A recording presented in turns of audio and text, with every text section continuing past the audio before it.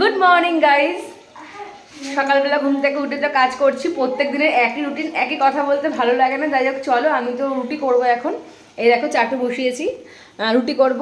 আর এদিকে দেখো এনারা দুজন তো যাবে স্কুলে, দুজনে মিলে খাইতে বসে। কখন খেতে বসেছে, এখন অবধি খাওয়া হয়নি। এই যে আর আরাধ্যরানী, আপনি কী দিয়ে খাচ্ছেন? ঘি দিয়ে খাওয়া হয়ে গেছে। আর এই যে ইনি, এই যে ম্যাডাম, আপনি কী দিয়ে খাচ্ছেন?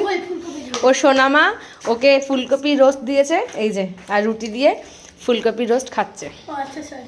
আর এই যে এখানে হচ্ছে এদের জল গরম বসানো আছে। কোথায়? এই যে জল গরম বসানো রয়েছে, ঠিক আছে।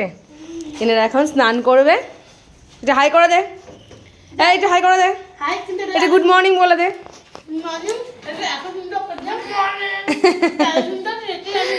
তো চলো, এরা বকতে থাকলে বকতেই থাকবে। তো চলো, আমার দেরি হয়ে যাচ্ছে, বাবা চলে আসবে, আবার বাবা আবার মাকে নিয়ে যাবে ইঞ্জেকশন দিতে। তো চলো টাটা, রুটিটা করে নিই, আবার পরে দেখা হচ্ছে।